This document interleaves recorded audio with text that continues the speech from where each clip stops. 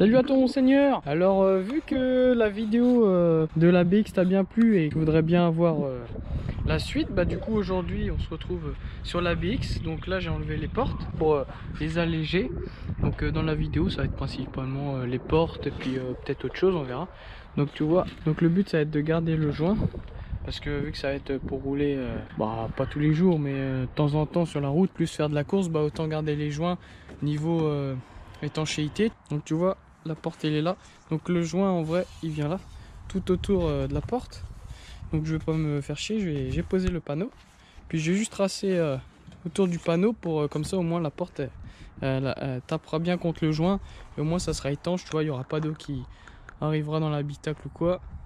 Donc je vais faire ça pour la première porte et puis l'autre deuxième porte, hein. Puis pour l'avant, je vais faire pareil pour l'avant, sauf à l'avant le règlement F2000 il impose des panneaux de porte, donc je laisserai un peu plus de jours pour rifter des panneaux en alu. C'est tracé, donc tout ça, cette partie là va dégager, tu vois, la partie intérieure va s'en aller. Donc là, protéger le carreau pour éviter les étincelles.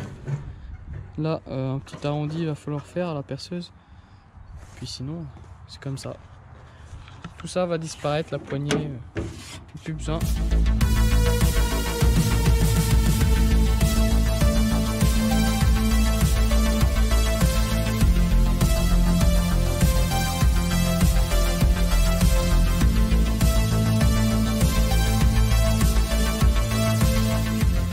Bon bah tu vois, les portes arrière sont faites, hein. Donc il y a les deux là, donc celle-là tu vois j'ai donné un coup de noir mat pour te donner un aperçu, hein. Donc après on verra ça sera pas en noir ou soit en blanc parce que l'intérieur sera blanc, donc on verra ça après. Et sinon celle-là n'est pas encore peinte, je viens de la finir, donc je te l'ai pas mis en timelapse parce que bah ça rend, tu vois, les deux découpes, hein. Une seule ça suffit. Donc tu vois, on a gardé 2 cm là tout autour, comme ça reste assez rigide. Bah ça reste un petit peu plus rigide qu'une porte en fibre, mais ça coûte quand même beaucoup moins cher que si j'achetais une porte en fibre. Donc tu vois là ça sert à bloquer la fenêtre en position haute, parce que vu que les rails tu vois ici sont coupés, et bah, au moins la fenêtre ne va pas tomber. Donc après on a gardé le mécanisme, hein, pour l'ouvrir de l'extérieur, parce qu'avec l'arceau ça sera assez chiant d'ouvrir dans l'intérieur, même si normalement on ne devrait pas avoir à ouvrir la porte tout simplement. Mais là j'ai fait un allègement assez, pas un allègement total, parce que sinon quand je fais les portes allégées c'est vraiment, je coupe vraiment là. Et là ça devient moins lourd qu'une porte en fibre quasiment, mais il reste juste les 3 mm de tôle quoi, mais elle se tient même pas toute seule. Donc maintenant je vais passer aux portes avant et puis je te refais une vidéo. Bon bah ça c'est porte avant, enfin la porte avant, hein, l'autre est dans le garage, donc là celle-là elle est quasiment finie. Donc tu vois je vais faire un test de blanc pour voir ce que ça va donner. Donc sur cette porte là, le pied était quand même assez bouffé. Donc j'ai réparé ça, un petit coup d'après, un petit coup de peinture vite fait pour voir ce que ça donne en blanc. Donc on va sûrement remettre ce blanc là sur toute la voiture. Que l'intérieur, je vais te montrer ça. Donc l'intérieur, à l'intérieur d'origine, il y aura juste un panneau de porte en tôle alu comme sur le C15 à rajouter pour le règlement. Tu vois, on va pas faire de frais, hein, juste un panneau alu, hein, pas besoin de panneau de carbone ni rien. Un panneau alu ça suffit. Donc ça je ferai dans une autre vidéo parce que j'ai pas la tôle alu actuellement. Ou soit, je sais pas, je vais voir, parce que si je m'en vais en racheter une, bah, je te fais la vidéo dans la foulée en même temps. Donc tu vois, elle est assez propre, hein, la porte. Elle est quasiment neuve, hein.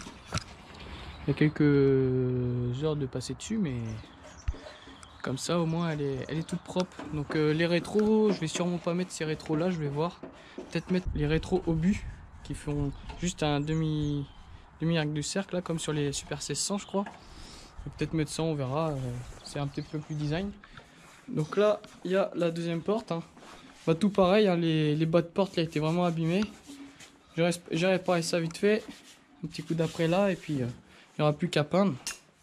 Donc là le haut de la porte déjà peint en noir mat, et puis il restera plus que le panneau de porte là à peindre tout en blanc. Les portes avant seront finies. Les portes arrière que je t'ai montré tout à l'heure, attends, elle est là, elle est finie, hein, tu vois. Donc encore à décider si ça va être noir ou ça va être blanc à l'intérieur, vu que la caisse à l'intérieur va être blanc. Donc je vais voir ça. Mais sinon, dans l'ensemble, cette porte est finie. Il ne restera plus que la peinture extérieure à faire. Bon, bah, comme tu peux voir, là j'ai démonté les ailes. Hein. Je suis en train de tout démonter sur la voiture pour tout nettoyer et repeindre. Donc tu vois, là j'ai commencé à nettoyer un petit peu, repeindre vite fait. Là à l'arrière aussi. Donc là, tu vois, d'origine, tu as plein de petits trous partout, les trous de ceinture et compagnie. Enfin non, les trous de ceinture sont là, mais plein de petits trous qui servent à je sais pas quoi. Donc j'ai repeint par-dessus, comme ça, tu vois, ça fait un intérieur assez lisse. Et en plus, ça se voit pas vraiment. Au moins, c'est lisse. Et puis, ça fait pas des trous dégueulasses. Et puis, vu que ça va être pour aller au boulot aussi, bah, faut pas que l'humidité rentre à l'intérieur. Sinon, ça va pourrir vite fait. Donc là, cette partie-là, là, il reste à nettoyer tout, à passer un coup d'après et un coup de blanc. Démonter tous ces machins-là. À main, tout ça pour vraiment boucher les trous qui servent à rien et poncer partout. Le siège il va être à enlever pour nettoyer et puis peindre. Donc là les ailes du coup ils sont enlevées. Comme ça on voit ce qu'il y a à faire. Donc là un petit coup de brosse pour enlever la rouge superficielle. Un coup de peinture et puis, puis ça va être bon. Je vais pas remonter les ailes du coup vu que je vais racheter les grosses ailes. Donc je vais préparer du coup là la caisse après elle va être prête à recevoir ces grosses ailes vu que ça va être nettoyé et peint là-dedans. Il me reste toujours ça à faire que je vais faire bientôt là. Donc là tu vois faudrait que je fasse une tôle ou je sais pas quoi pour cacher ça, hein, cacher la migère parce que ça fait pas terrible. Donc là après il y a je vais faire ça après, hein, le moyeu volant à changer par un volant QP. Et ça sera dans une autre vidéo parce qu'il faut que je commande et tout. Bon bah monseigneur, comme tu as pu peut-être le voir sur les stories Instagram, je t'invite à me suivre sur Instagram, hein, ça s'affiche. Donc j'ai reçu les ailes. Donc ça, les ailes avant et à l'arrière, tu vois. C'est pas mal, c'est assez gros quand même par rapport à ceux d'origine, hein, tu vois, ceux d'origine sont là. Donc attends, tu vois pas, attends, je vais te la sortir dehors pour te faire un meilleur plan. Il y a le KZ125 à sortir avant qui est carrément monté sur le moteur. Donc j'enlève ça et je te filme après. Donc là c'est bon, j'ai sorti la BX. Donc tu peux voir la largeur, hein, largeur des ailes. Donc là pour te dire, entre la roue, entre le pneu là et l'extérieur de l'aile, il y a 8 cm. Donc il va falloir, on sait pas encore, soit mettre des cales élargisseurs, soit refaire un train arrière complet. Donc tu vois, à cause de la largeur des ailes, parce que j'avais vraiment pas prévu que ça soit aussi large, tu vois. C'est vraiment, vraiment large. Donc là le prochain boulot c'est de mettre les portes, puis d'ajuster les ailes au mieux. Tu vois. Les ailes avant, tu vois, ça choque pas encore. C'est pas super beau, tu vois. Le bas de caisse qui va être là, qui va être assez gros aussi. Donc là, on n'arrive pas à s'imaginer ce qu'il n'y a pas les portes. Mais c'est vraiment gros, quoi. La porte va aller à ras là, va se fermer. Là, ça fait vraiment gros. Un petit peu vu de dessus, tu vois, ça rajoute quand même tout ça. Parce que là, à partir d'ici, la tôle elle redescend droit. Et là, il y a ça en plus, quoi. C'est vraiment énorme. Donc oui, comme je disais, il y aura l'ajustage. Ça sera dans une prochaine vidéo dédiée à ça. Hein. Parce que je pense on va passer pas mal d'heures à ajuster ça. Tu vois, parce que ça plaque pas forcément bien. Bon après, on verra. Hein. On verra ça au moment venu. Donc ouais, tu peux voir ici, il fait deux tôles. Ça va être pour reboucher les trous. Tu vois, les tôles qui vont venir là, de chaque côté pour boucher les trous. Ça va être mieux que... Ça va cacher la misère, quoi, parce que là c'est un peu dégueulasse. J'ai aussi démonté la colonne. Parce que la colonne, en fait, elle a été bouinée. Tu vois, à l'époque, ils avaient voulu adapter un volant de course. Et ils avaient bouiné la colonne. Donc, bon après, à l'époque, tu voulais... un moyeu de direction pour adapter n'importe quel volant. Là en 95 c'était un peu difficile. Maintenant tu vas sur internet, tu marques moyeu de BX, tu trouves ça directement. Donc j'ai racheté une colonne qui va pas tarder à arriver avec les phares en même temps. Donc après aussi dans une prochaine vidéo j'aurai quelques pièces installées, tu vois, les glissières de siège, les sièges, le volant, un peu de tout. Bon, déjà la prochaine vidéo là ça va vraiment être les ailes parce qu'il faut que je les installe. Et puis ça va être tout. Donc je sais pas si tu as vu sur Instagram aussi, j'ai racheté une belle petite BX, 16 terrestre, tout pareil. Dis-moi en commentaire si ça t'intéresse, une petite vidéo de présentation vite fait, tu vois. Centralisation. Tu vois, elle est neuve, hein.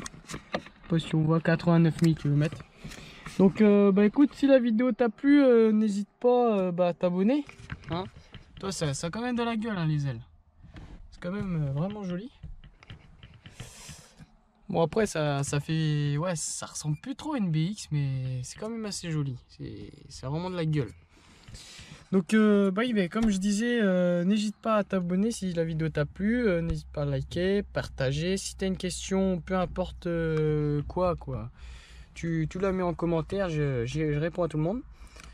Et puis même c'est pas mal pour le référencement, parce que j'ai vu ça, il y a pas mal d'abonnés il y a pas mal de seigneurs qui nous a rejoint grâce au référencement des vidéos, je pense, parce que il y avait pas mal de commentaires et très peu de je n'aime pas.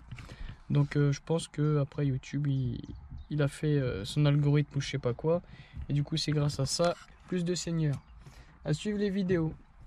Donc sur ce aussi va sur Instagram, hein. Le lien s'affiche là, parce que je mets quelques stories de temps en temps sur la BX. Donc moi je te dis à plus tard dans une autre vidéo. Tu vois, là je m'en vais, là je coupe la vidéo et puis j'en recommence une pour mettre les ailes.